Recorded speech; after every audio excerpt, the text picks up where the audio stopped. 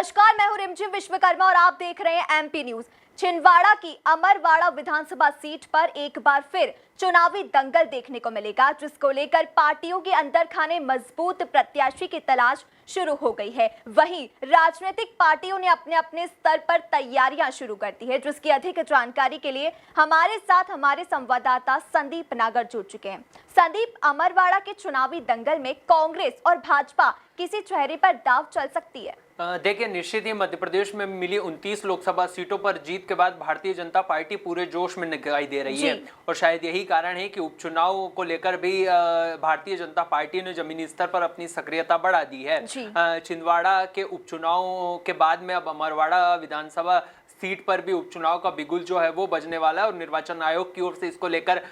जो दिशा निर्देश है वो भी जारी कर दिए गए हैं। तो ऐसे में कहीं ना कहीं भारतीय जनता पार्टी ने भी अपनी सक्रियता बढ़ा दी और भारतीय जनता पार्टी कमलनाथ को एक बार फिर उनके गढ़ में एक और झटका देखने की तैयारी है वो करती हुई नजर आ रही है। अमरवाड़ा उपचुनाव को लेकर भारतीय जनता पार्टी की जो प्रत्याशी हैं, अगर उसको लेकर हम बात करें तो कहीं ना कहीं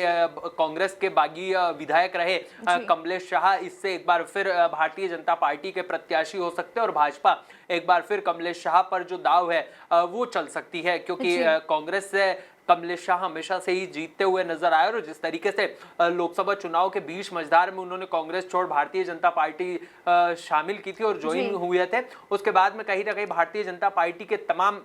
जो कार्यकर्ता है वो भी कमलेश शाह के साथ बीजेपी में चले गए थे। तो ऐसे में कहीं ना कहीं कांग्रेस के लिए कमलेश शाह एक बार फिर मुसीबत बनते हुए नजर आ सकते हैं और इसके लिए कहीं ना कहीं उन्होंने सीएम मोहन यादव के साथ रणनीति भी बनाई है। जब उन्होंने हाल ही दिनों में 11 तारीख को हाल ही में नवनिर्वाचित सांसद विवेक बंटी साहू के साथ सीएम मोहन यादव से मुलाकात की तो कहीं ना कहीं अमरवाड़ा उपचुनाव को लेकर तीनों ही राजनीतिक पंडितों के बीच में, तीनों ही राजनेताओं के बीच में कहीं ना कहीं चर्चा हुई है और किसको प्रत्याशी बनाया जाए, क्या कुछ समीकरण इस उपचुनाव को लेकर रहेंगे, अमरवाड़ा विधानसभा सीट पर क्या क्या प्रॉब्लम्स है, किन चुनावी मुद्दों को लेकर हमको जनता के बीच जाना है, उन तमाम बारीक चीजों को लेकर कहीं ना कहीं बातचीत और रणनीति जरूर बनी होगी। तो ऐसे में कहा जा सकता है कि भारतीय जनता पार्टी से महज औपचारिकता होना ही बाकी है, लेकिन कहीं ना कहीं कमलेश शाह है वो इस उपचुनाव में भारतीय जनता पार्टी की ओर से प्रत्याशी हो सकते हैं। वहीं अगर कांग्रेस की हम बात करें तो कांग्रेस ने भी निर्वाचन आयोग की ओर से जारी दिशा निर्देश के बाद में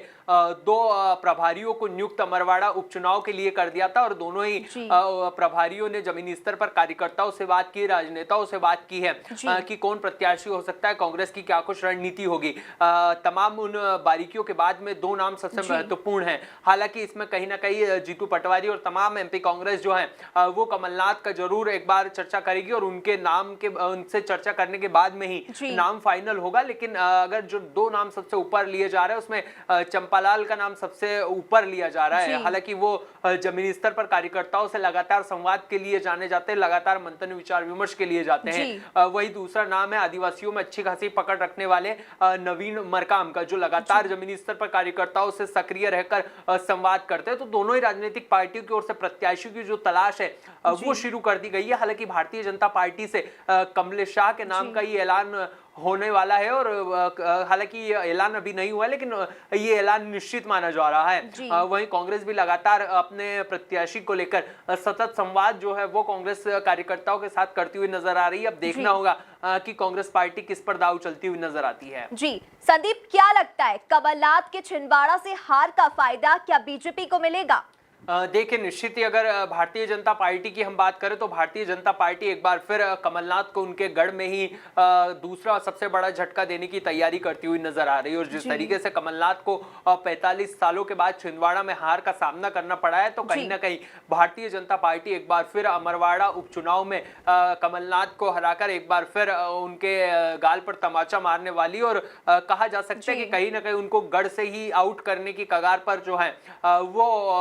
भारतीय जनता पार्टी की रणनीति बनाती हुई दिखाई दे रही है। वहीं अगर कांग्रेस की बात करें और कमलनाथ की बात करें तो कांग्रेस और कमलनाथ भी ये चाहेंगे कि वो छिंदवाड़ा में के उपचुनाव के जो अमरवाड़ा सीट पर होने वाले हैं उसको जीत कर ये बता दिया जाए कि छिंदवाड़ा कमलनाथ का गढ़ है और कांग्रेस हमेशा से ही इस संसदीय सीट और इस विधानसभा सीट पर मजबूत रही है। तो ऐसे में कहीं ना कहीं कमलनाथ और भारतीय जनता पार्टी दोनों ने ही अपनी रणनीति जो है वो बनाना शुरू कर दी है जी। अगर हम भारतीय जनता पार्टी की बात करें तो भारतीय जनता पार्टी लगातार अपने बूथ स्तर के कार्यकर्ताओं को सक्रिय करने में जुटी हुई है और लगातार पार्टी के जो तमाम योजनाएं हैं, मुख्यमंत्री मोहन यादव की योजना है, प्रधानमंत्री नरेंद्र मोदी की योजना है, उन योजनाओं के माध्यम से कार्यकर्ताओं से संवाद कर रही है।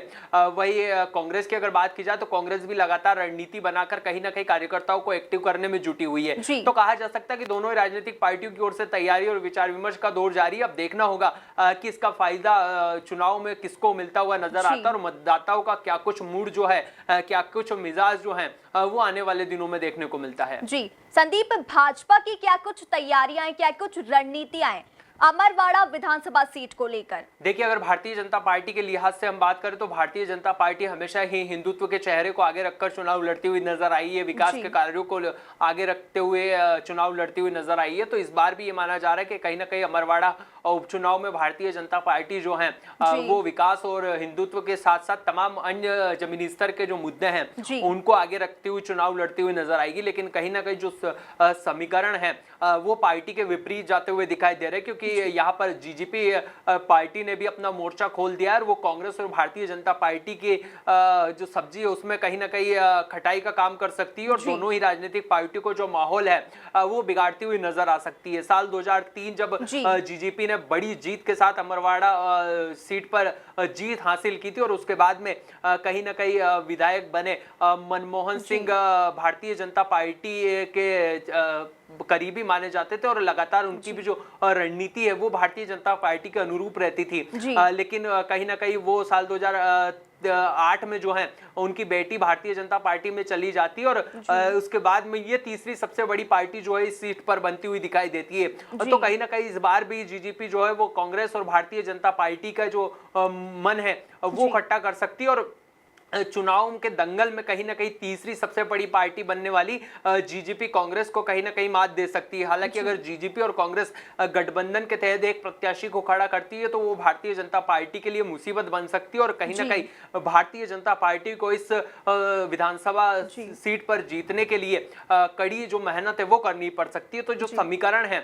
वो हालांकि अभी देखना होगा कि तीनों ही राजनीतिक पार्टी के चुनाव में दम दिखाती हुई नजर आती है या कांग्रेस और भारतीय जनता पार्टी के बीच में ही मुकाबला देखने को मिलता है। और अगर तीनों ही राजनीतिक पार्टियां अपने अपने प्रत्याशी को चुनाव दंगल में उतारती है तो मुकाबला काफी रोमांचक हो जाएगा, त्रिकोणीय मुकाबला हो जाएगा, क्योंकि कांग्रेस जो है वो लगातार आदिवासी वोट बैंक को साधने की कोशिश में करती है। खुद कमलनाथ भी आदिवासी वोट बैंक पर अच्छी खासी जो है वो पकड़ रखने का दावा करते हैं। तो अब देखना होगा कि तीनों ही राजनीतिक पार्टियों की ओर से क्या कुछ तैयारी है वो आने वाले दिनों में की जाती है और किन किन चेहरों पर दाव लगाए जाते हैं, क्योंकि अगर प्रत्याशी सही रहे तो कहीं ना कहीं जमीनी स्तर के जो समीकरण है वो भी बदलते हुए नजर आएंगे, जमीनी स्तर के कार्यकर्ता भी एक्टिव होंगे। अब देखना होगा कि पार्टी की ओर से क्या कुछ रणनीति के तहत अपने प्रत्याशियों का चयन किया जाता है। जी बहरहाल अब देखना होगा कि भाजपा और कांग्रेस की जंग में किसकी जीत होती है। तब तक के लिए आप बने रहिए एमपी न्यूज के साथ। नमस्कार। एमपी की नब्ज, एमपी का हाल, मध्य प्रदेश की हर खबर एमपी न्यूज टीवी के साथ। लगातार खबरों के लिए सब्सक्राइब करें हमारा YouTube channel MP news TV. Latest updates के लिए बेल आइकन दबाना जरा भी न भूलें।